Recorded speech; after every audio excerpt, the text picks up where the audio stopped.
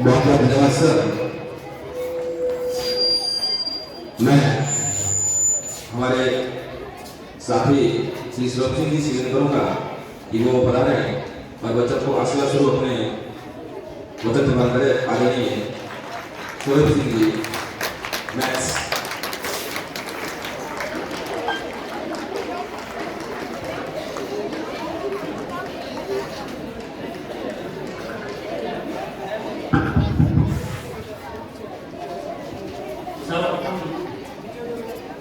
माँ शारदे के चरणों में नमन।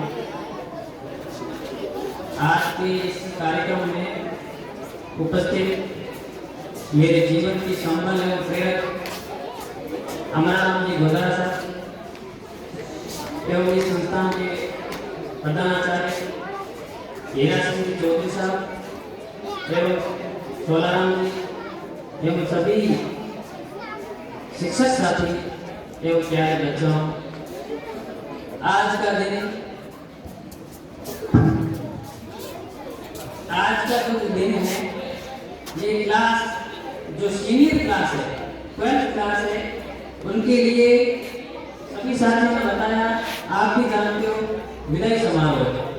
परंतु यह भी मत भूलना कि विदाई सिर्फ स्कूल लाइफ से हो रही है। आप जैसे ही 12th के एग्जाम देकर के कॉलेज में प्रवेश होंगे तो वहाँ पर विदाई नहीं, वो कॉलेज का तो प्रवेश हुआ है। तो आप हमेशा ध्यान रखना, सिर्फ अभी तक भी 12th के एग्जाम बाकी है, 10 दिन का समय बचा है। इन 10 दिन में आपको कड़ी मेहनत करनी है, अपने टाइम टेबल के अनुसार चलना है। जो विदाई समारोह आज का कार्यक्रम था, बहुत ही कम समय में बहुत ही अच्छा तैयार किया गया एवं अब आपको ये कार्यक्रम समाप्त होने के बाद में अपनी पढ़ाई पर विशेष ध्यान देना है। और ये मत सोचना कि 12th पास करने के बाद में अपने यहाँ जितने भी साथी है और रिकॉर्ड भी रहा है कि 10% या 20% ही आगे पढ़ पाते हैं अच्छे तरीके से और नौकरी सिर्फ 5% की ही लग पाती है। इसलिए मैं आपसे विशेष निवेदन करूंगा कि आप सभी आगे जो कॉलेज में पढ़ाई करो बहुत अच्छे तरीके से करो, जिससे कि ऐसा ना महसूस हो कि अपने यहाँ एक रिवाज बन गया है कि अब तो कॉलेज लाइफ है। परंतु कॉलेज लाइफ को आप यदि 2-3 साल लगातार अच्छी मेहनत कर लोगे तो मैं आपको वादे के साथ कहता हूँ कि आप सभी शिक्षक या नौकरी लगो या ना लगो, परंतु एक अच्छे इंसान जरूर बन जाओगे। नौकरी लगा कोई बड़ी बात नहीं है, जिंदगी में हमेशा ध्यान रखना, परंतु एक अच्छा इंसान, अच्छा मानव धर्म को पहले लेते हुए, मानवता को दर्शाते हुए आप सदैव आगे बढ़े। इस विद्यालय के साथ में आवासीय विद्यालय है अर्थात हॉस्टल भी संचालित है। तो ऐसे कई जगह कम ही मौके मिलते हैं जहाँ पर विद्यालय के साथ हॉस्टल चल रहा हो, परंतु हॉस्टल में जो बच्चे रहते हैं वो भी ध्यान रखें। और स्कूल में तो हमेशा सिखाया जाता है कि ओनली शिक्षा के साथ सिर्फ शिक्षा ही कुछ नहीं है, हमेशा ध्यान रखना शिक्षा के साथ संस्कार होना बहुत जरूरी है। संस्कार को प्राथमिकता रखना, हर समय जो भी काम करो उससे पहले ये जरूर सोचना कि मैं जो काम कर रहा हूँ, अभी आप 12th पास आउट हो जाओगे और उसके बाद में जैसे ही आप आगे जाओगे तो नई दुनिया होगी, नए कमरे होंगे, नई कॉलेज होगी, ना ये कोई कमरे ज्योति वाले नजर आएंगे। तो उस समय ध्यान रखना, अपना फ्रेंड सर्कल बहुत अच्छा रखना जो हर समय आपको मोटिवेट करे, क्योंकि मित्रता बहुत ज्यादा जो अपने साथी हैं उन साथियों से हम बहुत कुछ सीखते हैं। तो हमेशा ध्यान रखना, आप आगे की जो भी पढ़ाई करो उसमें यहाँ से निकले हुए बच्चे जस्ट 2 साल पहले एक अजयपाल करके लड़का निकला है जिसके अच्छे परसेंटेज बने थे और उसके बाद में परसों वो जैसे 12th पास आउट की, उसका मन था शिक्षक बनने का और 3-4 दिन पहले जो रीट का एग्जाम हुआ उससे पहले 12th पास आउट करते ही वो उन्होंने प्री डीएलएड का एग्जाम होता है वो एग्जाम दिया, अच्छे अंकों से कॉलेज मिली और कॉलेज के बाद में कल वो एग्जाम लेकर के आया है तो 120 नंबर 150 में से सवाल वो सही करके आया है। बहुत गर्व की अनुभूति होती है कि अपने विद्यालय के आप ये मत मन में सोचना कि अच्छे कपड़े पहने हुए या अच्छे ऐनक लगाए हुए या कोई अच्छा परफ्यूम लगाए हुआ, अच्छी गाड़ी ली हुई ये आगे बढ़ सकते हैं, ऐसा कोई जरूरी नहीं है। आप अपना परिवार जैसी परिस्थिति में हो, आप बहुत आगे बढ़ सकते हो। और उसके साथ हमें एक चीज, कल शाम को या परसों शाम को कॉलेज में एनसीसी होती है। एनसीसी का विदाई समारोह था वहां पर भी, और प्रोफेसर आदर्श किशोर जी जानी वहां पर भी कॉलेज है। आप किसी के मन में होगा कि कॉलेज में जाने के बाद में पढ़ाई नहीं होती है, कॉलेज तो आदर्श जी खुद उन बच्चों को विदा देते समय रो रहे हैं, और बच्चे खुद गले मिलकर रो रहे हैं, अर्थात वो खुशी के आंसू है।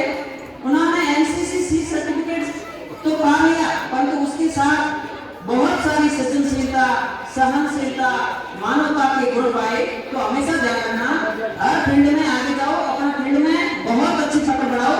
जरूरी नहीं है पढ़ाई करो, आप यदि डांस में आगे जा रहे हो या संगीत में आगे जा रहे हो या जिनके आर्मी में जाने का मन है, आप किसी में भी जाओ, परंतु अपने फील्ड को बहुत पता करो। ये तो बात थी जो 12th वाले छात्र छात्राओं के लिए थी, जो आज से विदा ले रहे हैं।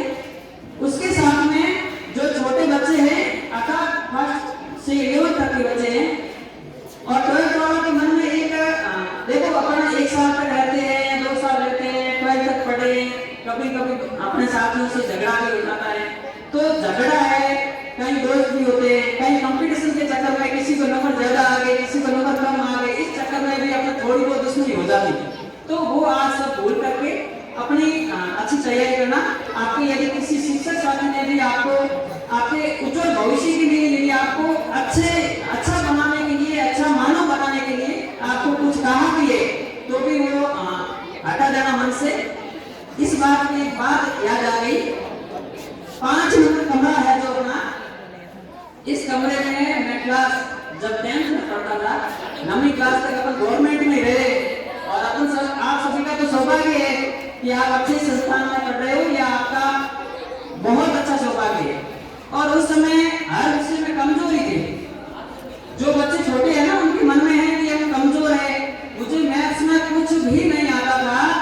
मैंने अभी जब भाषण शुरू किया था, तब सबसे पहले ये बोला था, मेरे जीवन के संबल एवं प्रेरक आज अमरराम जी गोदारा जो यहाँ पर उपस्थित है, सभी को पता होगा या नहीं होगा कि मेरे साथ बहुत अच्छी, उस समय तो मुझे बहुत क्रोध आता था कि ये सर हमेशा आ जाते हैं, और मेरे जीवन में या पढ़ाई में बोलूं तो लास्ट और फर्स्ट सर ने ही मारा, और इतना अच्छे तरीके से मारा कि डंडे गिनते मैं तो भूल गया था कि मुझे कितने डंडे मारे गए, परंतु बाकी वाले बच्चे बोल रहे थे कि बोल को तो मजा आता है, और बाद में रूम पर जाने से क्या चिढ़ाते। उस समय चिढ़ाने के बाद में मन में एक ही चीज ली थी कि मुझे बाकी वाले सब्जेक्ट याद हो या ना हो, परंतु मुझे मैथ्स अच्छी करनी है। और उसके बाद में 10वीं में भी अच्छे मैथ्स में नंबर आए, 12वीं में भी अच्छे आए। उसके साथ में 12वीं के बाद में जब बीएसटीसी डीएलएड एग्जाम होता है, उसमें भी यदि सिलेक्शन का कारण रहा, उसका आधार मैथ्स से रही। और उसके मैं मतलब ये कहना चाहता हूँ कि यदि आपको कोई टीचर मारता है ना, इसका मतलब ये नहीं है कि आपसे पर्सनल दुश्मनी है, बस ये है कि आपको एक अच्छे राह पर भेज रहे हैं कि ऐसा मतलब आपकी उम्र ऐसी है, इस कारण आपको ये सब गलत नजर आता है, सभी सर गलत नजर आते हैं। तो मैं, और उसके बाद में मैथ्स के कारण ही पहले मयूर में 2 साल, उसके बाद में 7 साल लगातार ज्योति विद्यापीठ में भी मैं मैथ्स भी पढ़ा रहा हूँ। ये सर की ही देन रही। और यदि सिलेक्शन भी अभी जो रीट का एग्जाम हुआ था हमारे समय, उसमें मेरा आधा रहा तो 30 में से 30 मैथ्स के कारण हुआ। तो इसलिए मैं सर को तो कभी भूल नहीं पाऊंगा। इसलिए आप भी अपने जीवन में हमेशा ध्यान रखो कि कड़वे शब्द वाले सर जो है वो सदैव आपको सही के लिए कहते हैं, और ये चीज समझने का बाकी है 3 या 4 साल बाद में आपको ये चीज समझ में आती है। उसके साथ आप सभी ये भी ध्यान रखना कि अभी जो एक युग चल रहा है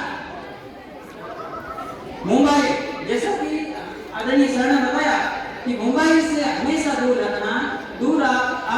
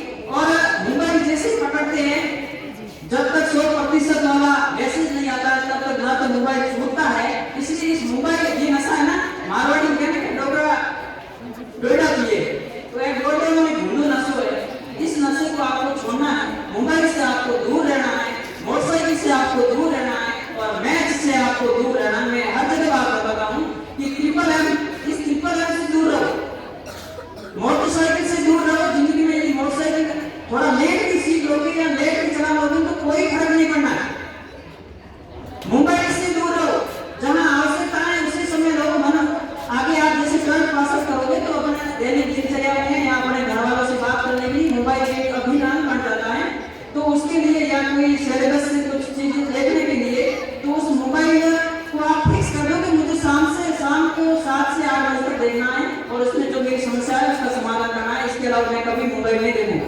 और जो मोबाइल नहीं देखते हैं ना, वो बहुत आगे जाते हैं। और मोबाइल में आपको है ना, महीने के 399 रुपए का रिचार्ज देना, आपको बेरोजगारी महसूस होने लगेगी कि आप बेरोजगार हो ही नहीं, क्योंकि तस्कर तो बहुत बड़े हैं ना, बाबू तस्कर तो इसके साथ ऐड हो गया है। तो ये सब आप ध्यान रखना, मोबाइल से बहुत ज्यादा दूर रहना। और मैथ्स हमेशा ध्यान रखना, 12th और 10th इनके एग्जाम थोड़ी जल्दी शुरू हो जाते हैं, परंतु बाकी वाली क्लास के एग्जाम जैसे ही आईपीएल स्टार्ट होगा, उधर आईपीएल स्टार्ट होगा और इधर ये एग्जाम स्टार्ट होंगे, तो आईपीएल के शौकीन जीवन बने हुए हो तो इनको छोड़ करके मैथ्स से दूर, मैथ्स जितने भी है इनसे दूर आप रहना। ये 3 चीजें 4 चीजें आप यदि ध्यान रखोगे 3-4 साल के लिए, तो ये 3-4 साल की मेहनत आगे आपके बुढ़ापे में बहुत काम आएगी। नहीं तो बुढ़ापे में कमा नहीं सकोगे, उस समय आपको देने वाले कोई नहीं होंगे, क्योंकि चेंज हो रही है, अब पूरी दुनिया चेंज हो रही है। और उसके साथ एक चीज और ध्यान रखना कि शिक्षा के साथ संस्कार को प्राथमिकता देना, हमेशा संस्कार को प्राथमिकता देना। एजुकेशन में आप टॉप भी कर लो, कोई फर्क नहीं पड़ना, चाहे आप कलेक्टर बन जाओ, परंतु कभी भी खाते रखी नहीं बोलो। ऐसा नहीं है कि अब हम मंसूरी पर आ गए, मतलब कितने भी बड़े बन जाओ जिंदगी में, परंतु अपनी धरातल को मत बोलना, अपने बचपन को मत बोलना, अपने माँ बाप को मत बोलना। और लास्ट में मैं ये भी कहना चाहूंगा कि व्हाट्सएप, इंस्टा और भी बहुत कुछ, फेसबुक, इस पर उगते हुए सूर्य का फोटो रखने से एवं दौड़ते हुए घोड़े का फोटो रखने से कभी कामयाबी जिंदगी में नहीं मिलती है। यदि आपको सफल होना ही है तो सूर्य से तेज चमकना पड़ेगा, घोड़े से तेज भागना पड़ेगा। धन्यवाद, बहुत बहुत धन्यवाद।